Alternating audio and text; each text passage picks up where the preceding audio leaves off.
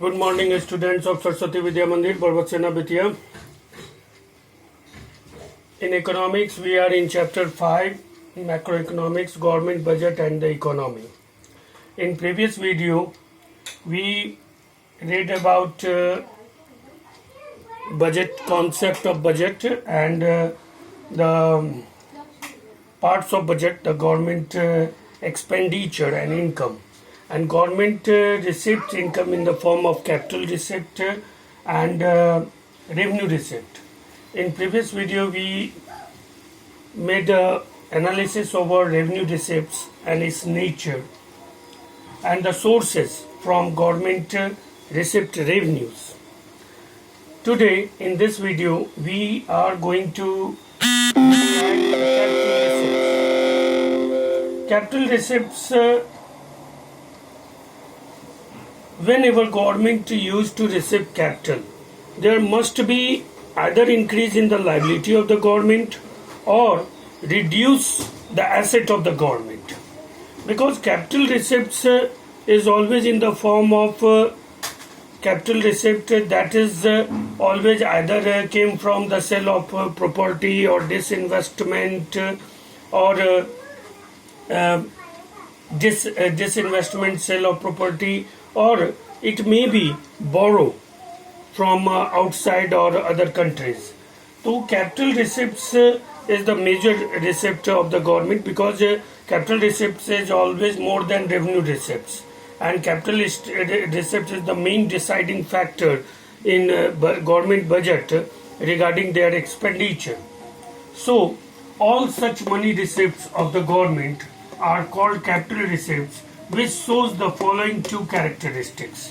यानी ऐसे सभी रिसिप्ट्स को, मनी रिसिप्ट्स को हम लोग कैपिटल रिसिप्ट्स का दर्जा देंगे, जिसमें इन दो लक्षणों को हम देखेंगे कि अगर कैपिटल रिसिप्ट से पहला है this receipts create a liability for the government, यानी किसी भी तरह से अगर ये रिसिप्ट्स हम करते हैं, गवर्नमेंट करती है, तो या तो उसके लायबिलिटी में वृद्धि होगी या लायबिलिटी क्रिएट होगा या किसी न किसी तरह से वो कॉज करेगा उसके रिडक्शन ऑफ इन एसेट्स में, या एसेट्स डिक्रीज होंगे.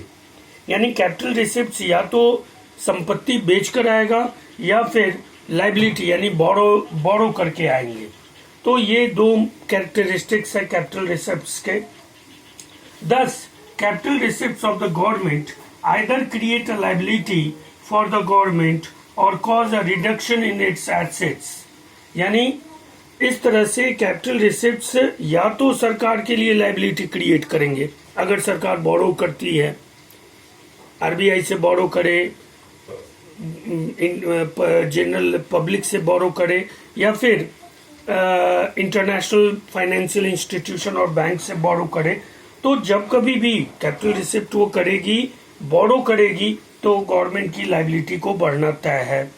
और दूसरा है कि वो या तो अपने किसी एसेट्स को सेल करके, सरकारी जमीन या सरकारी बिल्डिंग या फिर सरकारी कंपनी को डिसइन्वेस्टमेंट करके वो प्राप्त करेगी. तो किसी भी तरह से उसके जो गवर्नमेंट के जो एसेट्स हैं उसमें डिक्रीज होगा. जैसे कि हम लोग कल देखे थे रेवेन्यू रिसिप्ट्स में कि रेवेन्यू रिसिप्ट सरकार जहां से करती है, तो सरकार जहां से रेवेन्यू रिसिप्ट करती है या जैसे भी रेवेन्यू रिसिप्ट करती है, उसका दो मेजर इम्पैक्ट होता है कि ये सरकार के लिए लायबिलिटी नहीं बढ़ाती है और ना सरकार का कोई एसेट डिक्रीज करती है. तो रेवेन्यू रिसिप्ट सरकार के लिए ना तो वो बोरो है और ना वो सरकार कुछ सेल करके प्राप्त करती है. रेवेन्यू रिसिप्ट जनरली सरकार ने जो इंस्टीट्यूशन हमको दे रखे हैं, जो व्यवस्थाएं हमको दे रखी हैं, कोर्ट है, पुलिस है, ट्रैफिक है, ट्रांसपोर्टेशन है, तो स्वास्थ्य सुविधाएं हैं, शिक्षा सुविधाएं हैं, तो रेवेन्यू रिसिप्ट सरकार उन सोर्सेस पे प्राप्त करती है जो सोर्सेस सरकार ने पब्लिक वेलफेयर के लिए through different institution and through different provisions हमको दे रखे हैं. सरकार उन सोर्सेज पर as a fees, as a charges, as a fine वो उसको रिसीव करती है. And again going to be expend the revenue on those sources to maintain those system, to maintain those institutions. So revenue expenditure and revenue receipt never create any liability or reduce any asset or increase any liability or create any asset, never through revenue receipt or revenue expenditure. तो government के लिए revenue receipt बस take give and take का relation है, लो और फिर दो. तो सरकार एक तरफ से लेती है सुविधाओं के नाम पे, फीस के नाम पे, फाइन के नाम पे, और दूसरी तरफ फिर उन्हीं सुविधाओं, संस्थाओं, व्यवस्थाओं को मेंटेन रखने के लिए उन पे खर्च कर देती है. लेकिन कैपिटल रिसिप्ट्स में सरकार जब कभी कैपिटल रिसिप्ट करेगी तो या तो वो बोरो करेगी यानी अपनी लाइबिलिटी को बढ़ाएगी, या फिर वो अपने एसेट्स को सेल करेगी, कंपनी को डिसइन्वेस्टमेंट करेगी, अपने शेयर बेचेगी, तो वहां पर वो एसेट को रिड्यूस करेगी. तो asset either reduction in asset और either creation of liability, it is the main feature of capital receipt. अगर हम कैपिटल एक्सपेंडिचर की बात करते हैं तो जब कैपिटल एक्सपेंडिचर होंगे तो ठीक इसका उल्टा होगा, आइदर या तो लाइबिलिटी डिक्रीज होंगे या फिर एसेट क्रिएट होंगे. या तो हम इंटरेस्ट पेमेंट के लिए कैपिटल एक्सपेंडिचर करेंगे या फिर हम किसी कंपनी के शेयर या कोई जमीन या कोई बिल्डिंग खरीदने के लिए सरकार के द्वारा कैपिटल एक्सपेंडिचर किया जाएगा. तो whenever there is capital expenditure there must be either decrease in the liability of the government और either there is creation of asset to the government. तो यहीं पे यही है, thus capital receipts of the government either create a liability for the government और cause a reduction in its assets, in which अब capital receipts में हम लोग लेते किसको किसको हैं, तो रिकवरी ऑफ लोन्स, सरकार ने किसी को कर्ज दिए हुए हैं. तो अगर सरकार कैपिटल एक्सपेंडिचर ये भी है कि अगर सरकार किसी को कर्ज देती है तो दैट इज कैपिटल एक्सपेंडिचर. उसी तरह से अगर सरकार किसी से कर्ज बोरो करती है तो दैट इज कैपिटल रिसिप्ट्स. और दोनों ही स्थिति में सरकार का अगर कैपिटल दूसरे से बोरो करती है तो इंक्रीज इन लाइबिलिटी होगा, और अगर रिकवरी ऑफ लोन्स करती है तो वो कैपिटल रिसिप्ट्स होगा. तो रिकवरी ऑफ लोन्स करेगी तो कैपिटल रिसिप्ट्स होगा, यानी कि लाइबिलिटी डिक्रीज होंगे. तो रिकवरी ऑफ लोन्स करेगी, बोरोइंग एंड अदर लाइबिलिटीज कर सकती है, वो बोरोइंग कर सकती है वो जनरल पीपल से, आरबीआई से, other commercial and financial institution से, और दूसरे भी लाइबिलिटी को वो क्रिएट कर सकती है. तीसरा है इनकम फ्रॉम डिसइन्वेस्टमेंट, वो विनिवेश से अपनी कंपनियों के शेयर और फैक्ट्री के शेयर्स को बेचकर वो डिसइन्वेस्टमेंट से भी वो इनकम जनरेट कर सकती है. Other receipts like sale of property और राइट, और इसके अलावा वो किसी अन्य प्रॉपर्टी और या राइट को भी सेल करके वो कैपिटल रिसिप्ट्स कर सकती है. तो ये है कैपिटल रिसिप्ट्स वो किन सोर्सेज से करेगी, तो either recovery of loans, borrowing and other liabilities, income from disinvestment और other receipts like sale of property और right. Now budget expenditure.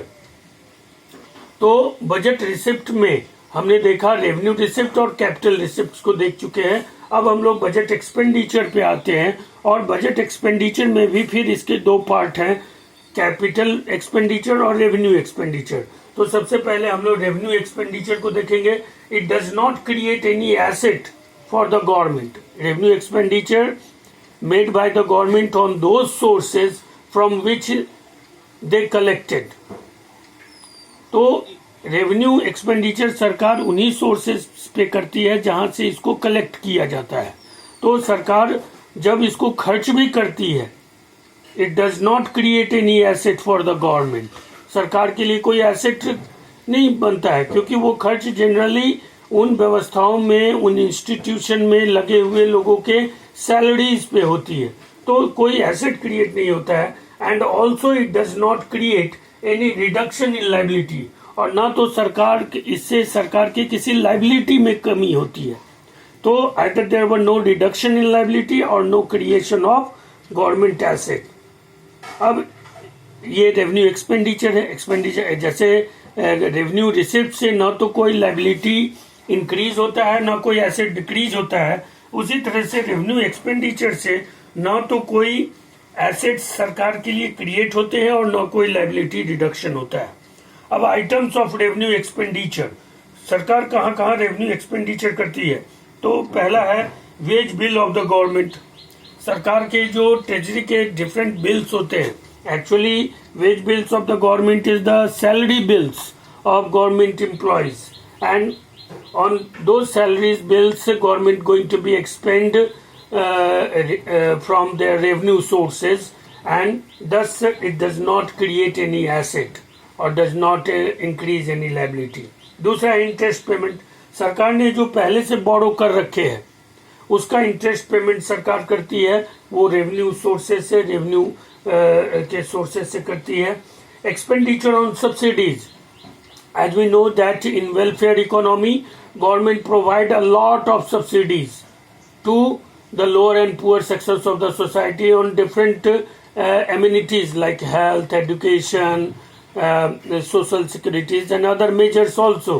So those all subsidies which is expended or given by the government on different product and on to the different peoples of society, तो वो सारे expenditure जो हैं subsidies के वो revenue expenditure में आते हैं। और at last defence expenditure which is made by the government, that the capital और money for defence expenditure also came from revenue sources.